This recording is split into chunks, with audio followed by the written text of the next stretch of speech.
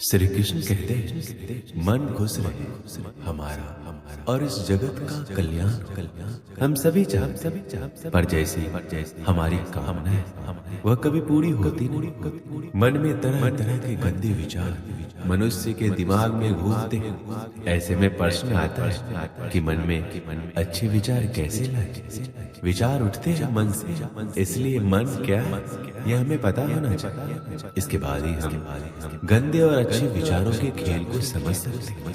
देखिए, मनुष्य का जीवन विचारों से ही तो है। किसी के मन में विचार आता है खुद को और इस दुनिया को बेहतर बनाने का, तो किसी को आत्महत्या का विचार आता है। इन विचारों से परेशान होने से पूर्व हमें समझना हो कि आखिर मन में विचार कैसे आते हैं, मन में विचारों की उत्पत्ति कैसे होती है। मनुष्य को अपनी स्थिति के अनुरूप ही विचार आते हैं। मनुष्य की हालत यदि मजबूरी की तो उसके कर्म भी मजबूरी में। यदि हालात बुरे तो विचार भी बुरे ही आते हैं। इसलिए विचारों का आना आपके हालातों पर निर्भर करता है। सोचिए, आज परीक्षा और आपने पूरी तैयारी कर रही, तो क्या आपके मन में फेल होने के विचार आएंगे? बिल्कुल नहीं। लेकिन परीक्षा आज और साल भर आपने सिर्फ मस्ती की तो निश्चित है कि दिमाग में विचार भी फेल होने के ही घूमेंगे। तो अधिकांश मामलों में ये उसका खुद का चुनाव होता है। आप परीक्षा के लिए पढ़ाई करें या ना करें, यह आपका चुनाव। इसलिए अगर आपका चुनाव ही गलत है तो फिर विचार गलत ही होगा। इसलिए देखा हो, प्रायः लोग जिस काम में लगे रहते हैं उस काम में भी बुरे विचार उनके दिमाग में छाए रहते हैं। और इसका यह अर्थ कतई नहीं कि मनुष्य के विचारों का आना गलत है। मन में अच्छे विचारों का आना कोई अकस्मात स्थिति नहीं होती। कभी ऐसा नहीं हो कि आप सुबह उठे और आपके मन में खुद को बदलने का विचार आ जाए और आपकी सभी गंदी आदतें छूट जाए और आप अपने सभी दुखों से आजादी पाएं। ऐसा नहीं हो। मन में अच्छी सोच लाना इतना भी मुश्किल नहीं।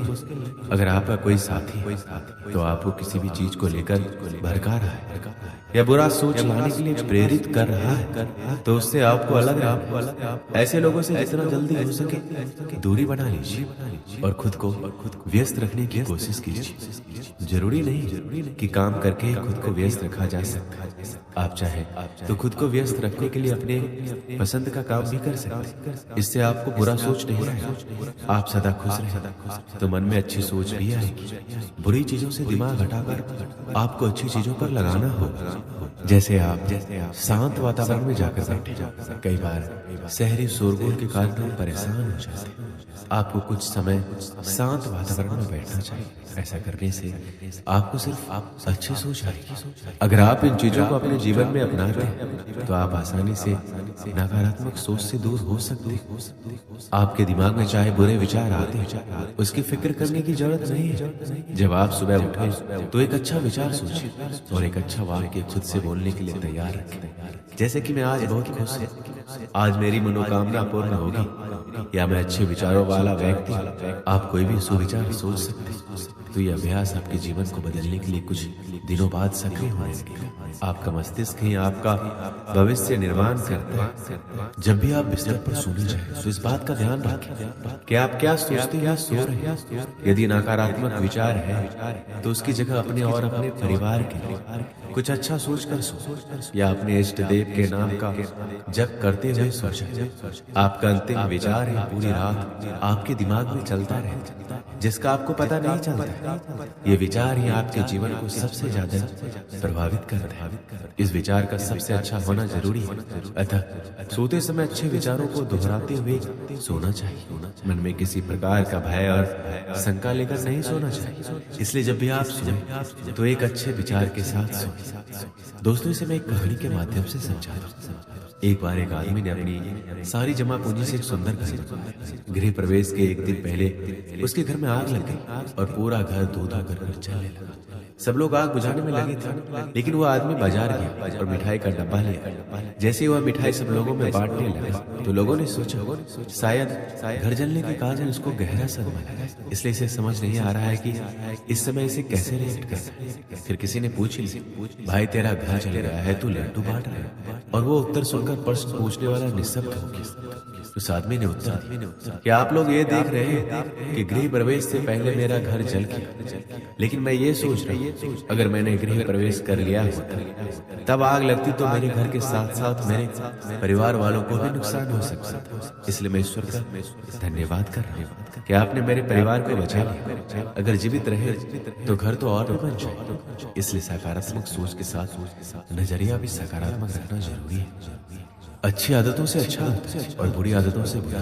यदि आप में किसी भी प्रकार का नशा करने, गाली बकने, क्रोध करने, ईर्ष्या करने, अनावश्यक भोजन करने और किसी का अपमान करने या अन्य किसी भी प्रकार की गंदी आदतें हैं तो फिर आपका वर्तमान और भविष्य भी वैसा ही होगा। बुरी आदतें डालनी नहीं पड़ती, वो संगत से स्वतः ही निर्मित हो जाती। आप अपनी बुरी आदतों को छोड़ने की चिंता करने की बजाय अच्छी आदतें डालना शुरू करें। जैसे सुबह जल्दी उठना, किसी असहाय की सहायता से, माता पिता के प्रतिदिन पैर छूना, अच्छे प्रवचन सुनना, लोगों से विनम्रता से बात करना, खुद की और अपने मित्रों की गलतियां स्वीकार कीजिए। खुद का मतलब ये है, यदि आपसे घर, कॉलेज, ऑफिस या अन्य कहीं पर गलती हुई है तो इसे स्वीकार करने में कोई हर्ज नहीं है। गलतियों पर पर्दा डालने का प्रयास करेंगे तो आप लोगों की नजर में गिरते जाएंगे। काम करने वाले इंसान से गलतियां होती हैं, ये कोई बड़ा अपराध नहीं है, लेकिन इसे स्वीकार नहीं करना अपराध होता है। यदि आपके किसी मित्र, सहयोगी, परिवार के सदस्य या रिश्तेदार से कोई गलती होती तो उसे भी स्वीकार करके उसको माफ करना जरूरी है। देखिए, जब इंसान के कदम उसे किसी नई मंजिल की तरफ ले जाते हैं तो अक्सर उसे पीछे मुड़ के देखने का मन करता है, क्योंकि उससे उसकी खट्टी मीठी यादें जुड़ी रहती हैं, कुछ सुविधाएं भी उसे वहां मिलती हैं। इसी तरह जब आप नया जीवन जिए तो बीच में कुछ परेशानियां आ सकती हैं और इन बातों से मन घबरा कर वापस उस पुराने सड़े गले जीवन को जीने के लिए बाध्य करें। ऐसी स्थिति में हिम्मत दिखाई, श्री कृष्ण को याद कीजिए और जो बेहतर जीवन जीने का चुनाव किया है उस पर आगे बढ़ते रहिए। पुराने समय में एक सेठ नदी किनारे वाले गांव में रहता था। कभी कभी नाव में सामान भरकर दूसरे गांव में व्यापार करने जाता था। उसके आसपास बहुत धन संपत्ति थी। वह नाव से सफर करता था, लेकिन तैरना नहीं जानता। एक दिन वह दूसरे गांव से सामान बेचकर अपने घर लौट रहा था। नदी के बीच में उसकी नाव में छेद हो गया। नाव में पानी भरने लगा। सेठ डरने लगा कि अब वो डूब जाएगा। तभी उसे थोड़ी दूर एक मछुआरे की नाव दिखाई दी। सेठ ने मछुआरे को आवाज लगाकर अपने पास बुलाया और बोला कि मेरी नाव डूब रही है, मैं तैरना भी नहीं जानता, भाई तुम मुझे बचा लो, मैं तुम्हें अपनी पूरी धन संपत्ति दे दूंगा। मछुआरे ने उसे अपनी नाव में बिठाया।